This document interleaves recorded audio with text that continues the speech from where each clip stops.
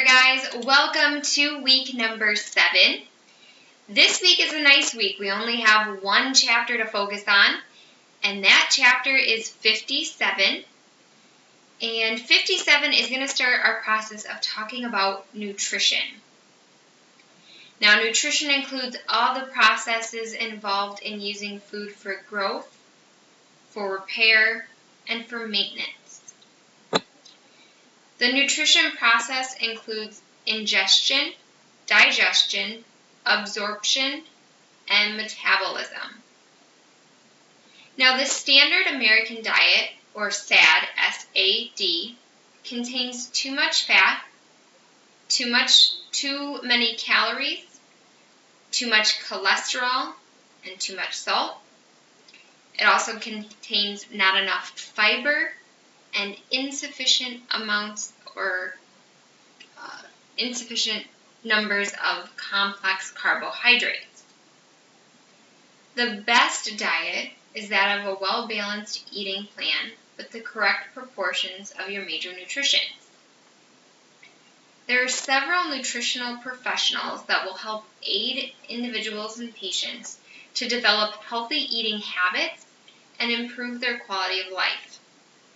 Those individuals are called a registered dietitian and a nutritionist.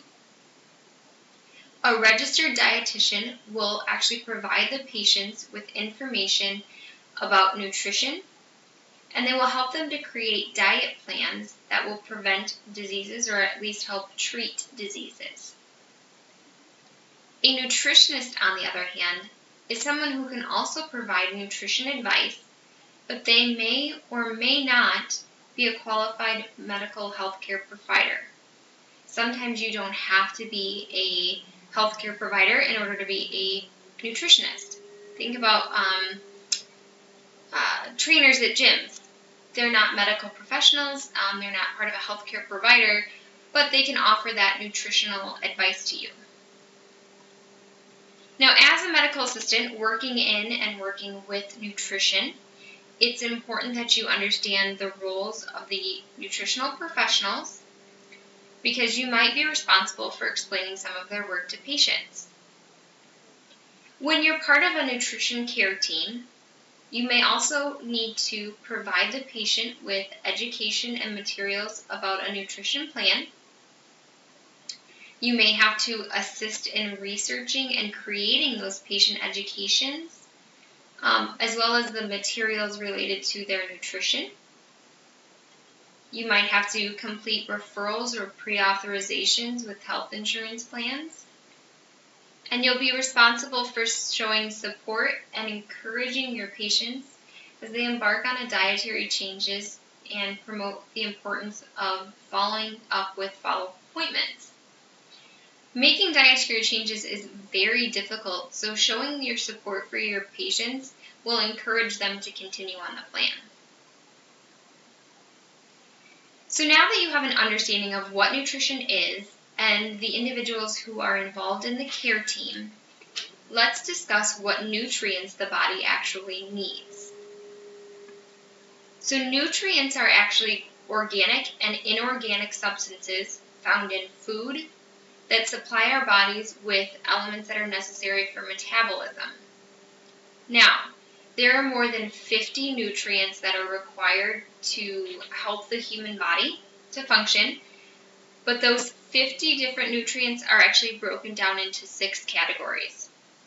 The 6 categories are carbohydrates, proteins, fats, water, vitamins, and minerals.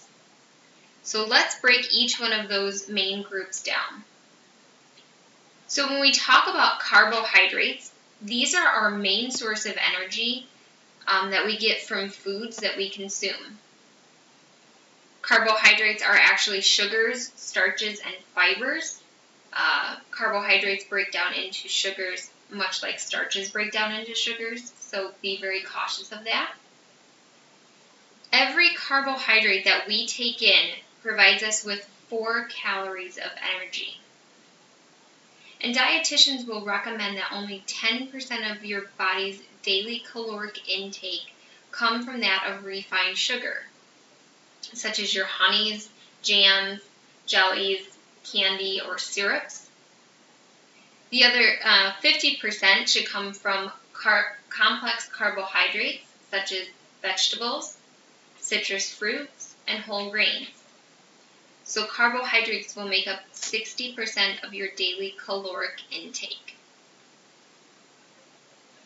Proteins are the building blocks of the body because they form the base of every living cell. Proteins are necessary because they help to produce energy, they help to promote growth and repair, and they provide the framework for your bones, muscles, and blood. It is recommended that about 12 to 15% of your daily caloric intake come from proteins.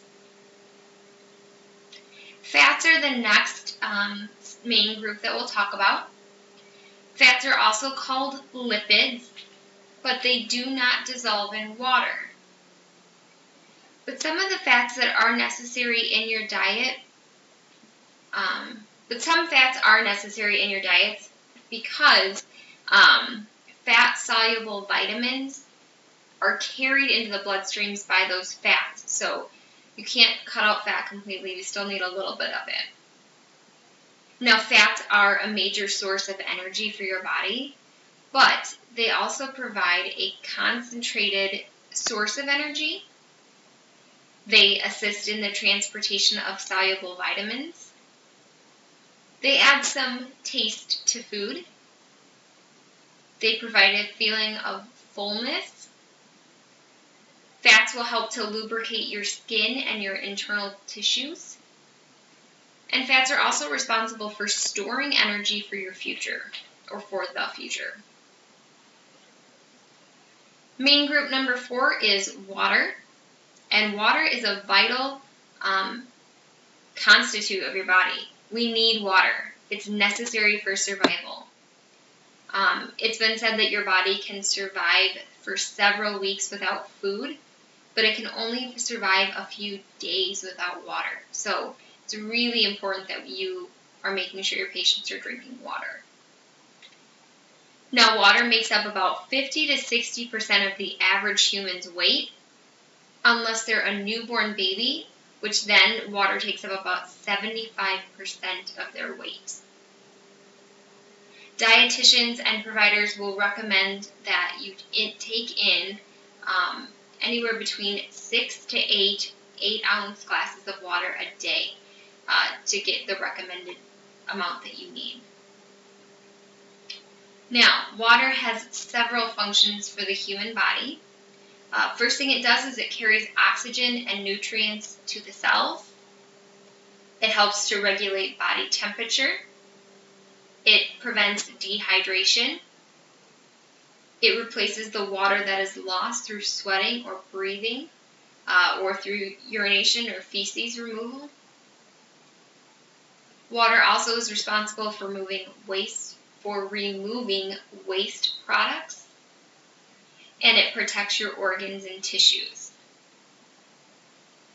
Main group number 5 is your vitamins, and these are organic substances that are essential for metabolism, growth, and development of your body. Vitamins are not a source of energy. It's really important that you know that.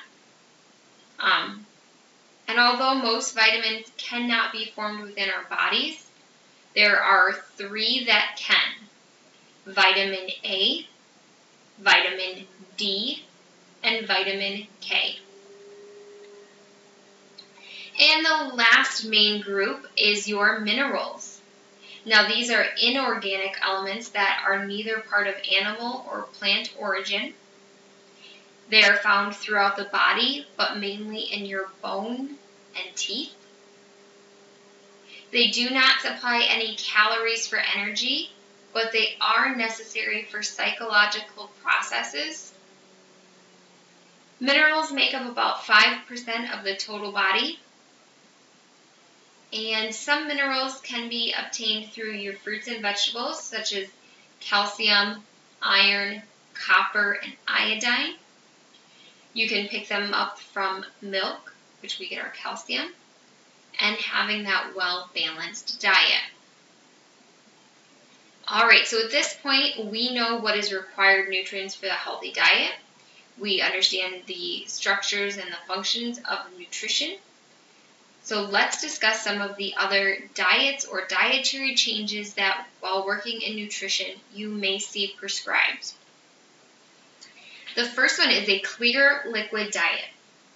What this means is this is a diet that contains no food or milk products. Frequently, you will see that this type of diet is ordered prior to lab tests or surgeries being performed because we want our patients on empty stomachs. Some of the foods that you may see in a clear water diet or a clear liquid diet are clear chicken or beef broth, plain gelatin, black coffee, no cream or sugar, tea, carbonated beverages, popsicles, or apple, grape, or cranberry juices. Another diet that you might hear is a full liquid diet. Now, a full liquid diet is often prescribed for patients who are unable to chew or digest solid foods. Some of the foods that may be associated with a full liquid diet are all liquids are allowed that were on the clear diet, so black coffee, tea, apple, cranberry, and grape juices. The only difference is on a full liquid diet, you can actually have all fruit and vegetable juices. You can have strained fruits, soup, milk or milkshakes, and ice cream. A mechanical soft diet is one that is recommended when patients have dental problems, such as a lack of teeth, or those who have difficulty swallowing. This is also used for patients who have like wisdom teeth or oral surgery, because we don't want them to be chewing shortly after those procedures.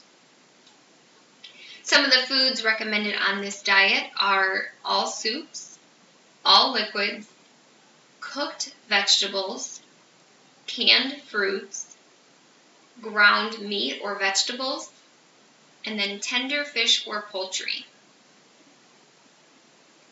A bland diet is another one that you might hear.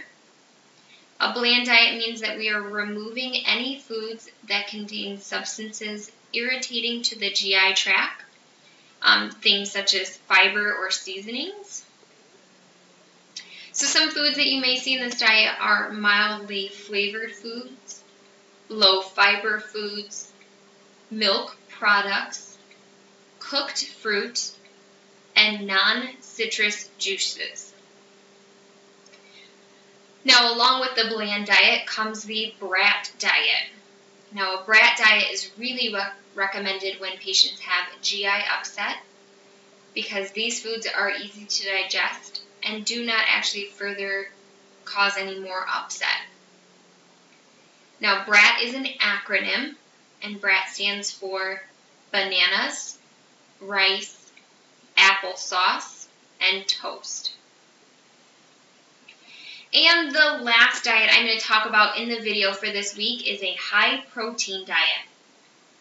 Now, a high-protein diet is more commonly going to be recommended for patients who are overweight because the increase in the protein or the high protein will actually help to control the appetite and maintain lean muscle mass, which helps burn off stored fat. What happens in high-protein diets is it actually kicks up your metabolism, and we recommend that patients have a diet of 50% or more of their caloric intake come from high-protein rich foods. Alright, so this is where I'm going to stop the video for this week. As always, I do recommend that you read Chapter 57 in full. You do only have one chapter this week, so I really hope that you take that advice and read the chapter. While I do try to hit some of the important topics, I don't touch on the entire chapter, so that's why I find it very important. This week, reading your chapter will help you with your online quiz and your discussion board, but it will also help prepare you for this week's lab class. Your discussion board this week is going to be on the topic of healthy weight. You will be looking at different diets and lifestyles and discussing why sometimes after you lose weight, it comes back. You'll need to also discuss what it is that people need to do on a regular basis to stay healthy and feel good about themselves. You will need to discuss what is so difficult in today's society about being healthy and staying healthy. Please make sure that you are writing and documenting and writing this whole discussion post in your own words, and that you complete your initial post Tuesday by midnight and 2 responses to your classmates Saturday by midnight. Last thing for the video is you do have a quiz this week. Your quiz is over Chapter 57 and Nutrition. Please make sure, though, that you are taking the time to do that. It is a 10-question, multiple-choice, true-false quiz, and you have a 10-minute time limit.